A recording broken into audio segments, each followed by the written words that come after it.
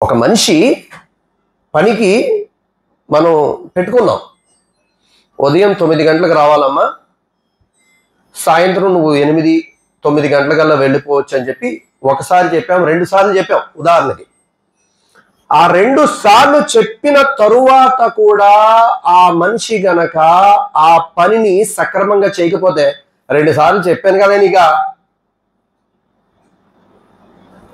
ఉండాలి కదా కనీసం నీకు అని చెప్పి ఓనరు, యజమాని ఆ పనివాడి మీద సీరియస్ అయిపోతాడు.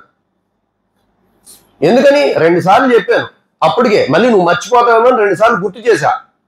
నువ్వు అయినా కూడా తాతీగా 10ంటికి వచ్చి తాయితీగా 10:30కి సర్దితే అలాగే ఆ షాప్ అని కోపపడతాడు. 1కి 2 సార్లు చెప్పే యజమాని మాట వినకపోతే పనివాడి మీద యజమాని కోపం వస్తుంది కదా. మరి రోజుకి 5 సార్లు హయ్యా అలా ఫాలా, ధార్మిక గురువులు హయ్యా అనే పదం గురించి ఏం చెప్తున్నారంటే, ఇక దానికంటే వేరే పదం లేదు, బలంగా త్వరగా పదండి అంటారు. త్వరపడండి, ఇంకా దానికంటే వేరే పదం లేదు.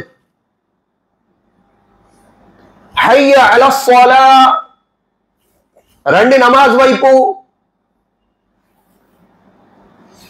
ఈ నమాజ్ వైపు రండి అని చెప్పి అల్లాహ్ తబారక్ తఆలా ఒక్కసారి చెప్పించట్లా, 10 సార్లు హయ్యా అలా ఫాలా, హయ్యా అలా ఫాలా. ప్రతి అజాన్లో 2 సార్లు, 5 అజాన్లు, 10 సార్లు.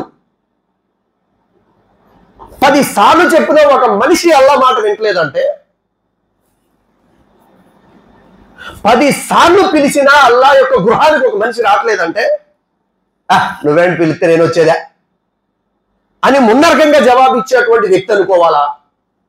అయ్యి బాబా అన్నీ కాదండి మేము అంటే, మనం నోటితో చెప్పట్లేదండి, బాబులాగా, దానికంటే బాబులాగా ఆచరించి చూపిస్తున్నాం మనం. ధార్మిక గ్రంథాల్లో ఏం రాశారంటే, ఎవరైతే ఏ కారణం లేకుండా నమాజ్ విడిచిపెడతాడో ఆ వ్యక్తి తీర్పు దినం రోజున కారూన్, ఫిరౌన్, నమ్రూద్, షద్దాద్ ఇలాంటి దుర్మార్గులతో లేపబడతాడు. పేరుకు ముస్లిమే, అబ్బే పేర్లో మళ్ళీ తేడా ఉండదండి. మొహమ్మద్ ఎండి ముస్తాక్ అహ్మద్, ఎండి అఫ్రోజ్ అహ్మద్, ఎండి గులాం. మాషాల్లా, మంచిగా ముందు ఎండి వస్తుంది, తర్వాత పేరు వస్తుంది, తర్వాత ఖాన్ వస్తుంది, తర్వాత పఠాన్ వస్తుంది. పేర్లో ముస్లిమే కానీ ఆచరణలో ముస్లిం లేడు.